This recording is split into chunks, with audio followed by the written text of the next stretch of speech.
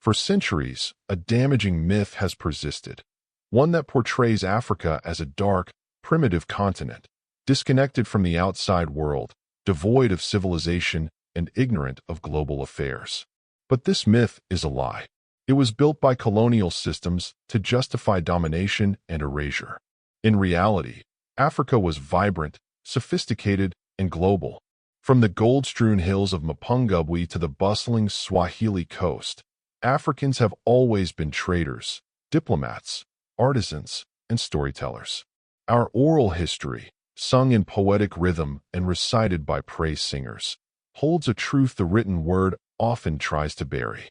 It tells of voyages, of merchants, of alliances, of languages that blended, and names that traveled far beyond their place of origin.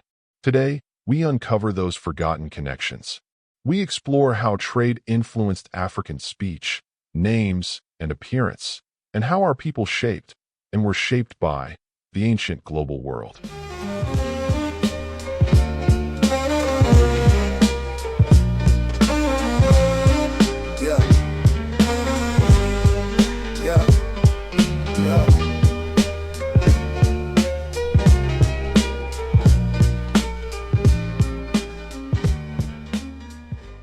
Trade is as old as humanity, and in Africa, it predates even most empires known in ancient times.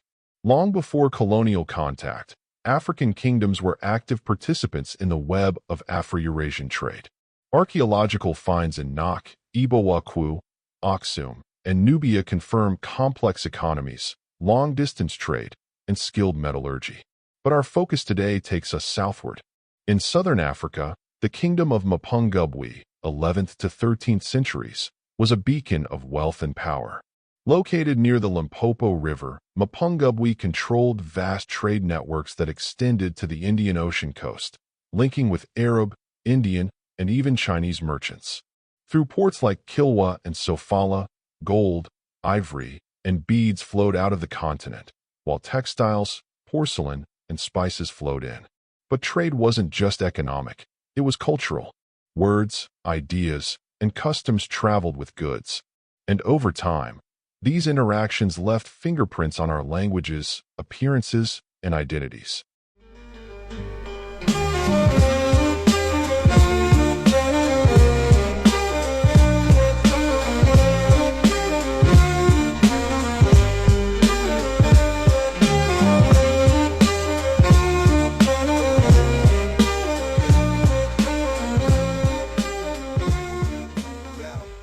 Few places illustrate Africa's global interactions better than the Swahili coast, stretching from Somalia to Mozambique. Here, powerful city-states like Kilwa, Mombasa, Malindi, and Zanzibar thrived between the 9th and 16th centuries. These were African cities, built by African hands, but deeply connected to the Islamic world. The Kiswahili language itself, spoken today by over 100 million people across Africa, is a living testament to this blending. Its grammatical roots are Bantu, but its vocabulary bears the marks of Arabic, Persian, and later, Portuguese. Words like kitabu, book, shuli, school, and sa, hour, are borrowed directly from Arabic. These were not imposed, but adopted through partnership. Coastal Africans embraced Islam, built mosques, wore Persian-influenced robes, and sent their children to study Quranic sciences in Mecca and Cairo. And still, they remained African. This was not cultural loss. It was cultural expansion. Yeah. You know what doing the building. You know what doing the building. Yeah, you know what doing. You know what doing the building. You know what doing the building. Yeah, you know what doing. You know what doing the building. You know what doing the building. Yeah, you know what doing.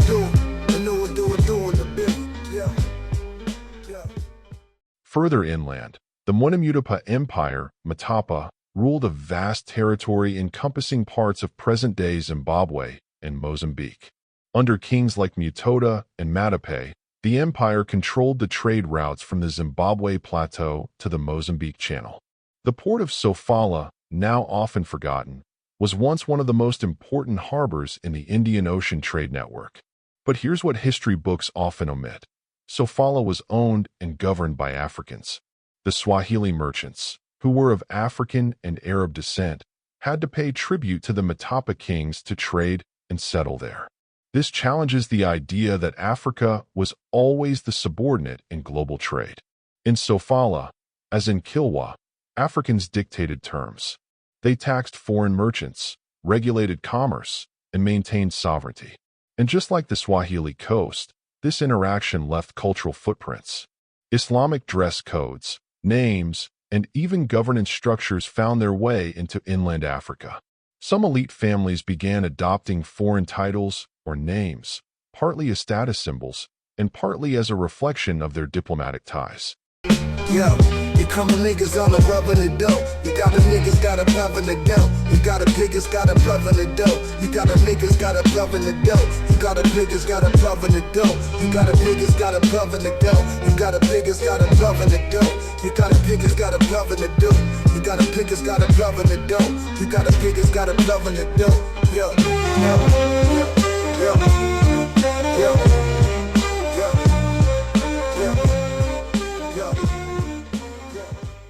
Let us now turn to the southern regions of Africa, where these influences are more subtle, but no less real. Among the Dlamini people, there emerged a prominent figure, Dlamini, the progenitor of the Swazi royal house. Many South Africans today bear the surname Dlamini, and the name itself is considered deeply African. But history has layers. Dlamini may have foreign linguistic roots, particularly from the Semitic language family. In Arabic, the word Shlamin means peaceful. In Hebrew, the equivalent is Shlomo or Solomon, a name once borne by one of Israel's greatest kings. Could it be that Dlamini, or a variation of that name, was adopted during one of the great waves of trade and cultural contact? Likely so, but this does not mean the Dlamini people are of Hebrew or Arab descent. Instead, it highlights the mutual exchange of culture where names, much like fashion or food, are passed from people to people. The Amadlomo clan in South Africa further illustrates this. Their name bears resemblance to Shlomo, and oral traditions suggest a connection with elevated speech, wisdom, or peace, just like the biblical Solomon. These aren't isolated cases. They are echoes, reminders of a time when Africa spoke many languages, including the language of diplomacy and trade.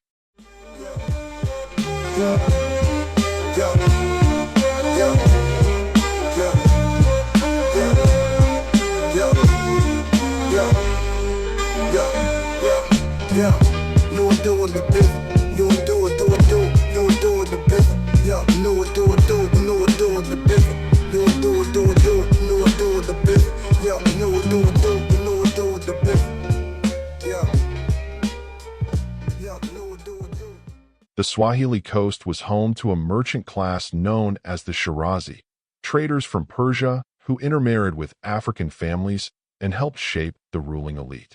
Their legacy survives in names like Swazi, still found in southern Africa. In many communities, you will find many surnames by the name of Swazi, and some use it as a praise name. Oral histories from regions like KwaZulu-Natal mention Swazi as a praise name belonging to the Mashlobo clan of the Nzuza people. These links are more than coincidence. They suggest a historical awareness of the Swazi legacy, carried inland by trade, intermarriage, and migration. Again, this doesn't imply genetic descent. It illustrates cultural influence, a blending of African and foreign elements into something uniquely African.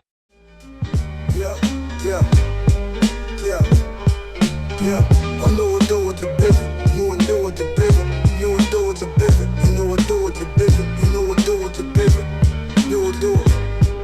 Yeah.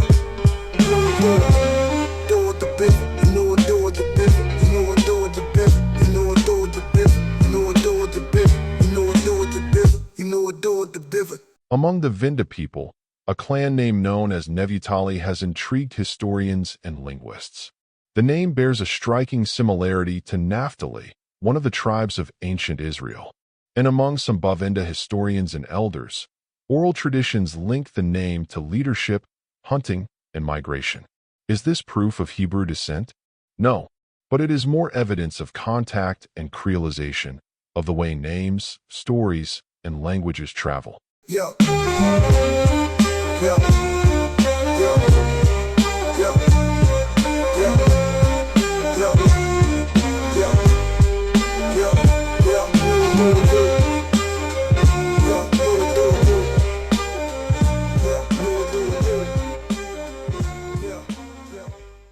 So what does this all mean? It means Africa was never isolated.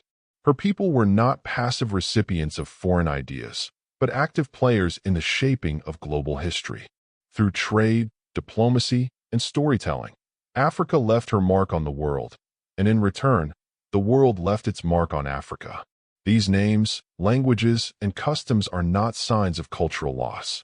They are symbols of cultural wealth.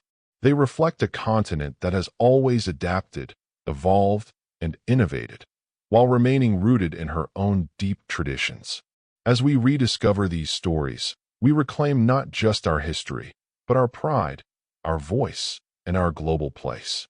Africa has always been connected, and it is time the world remembered that.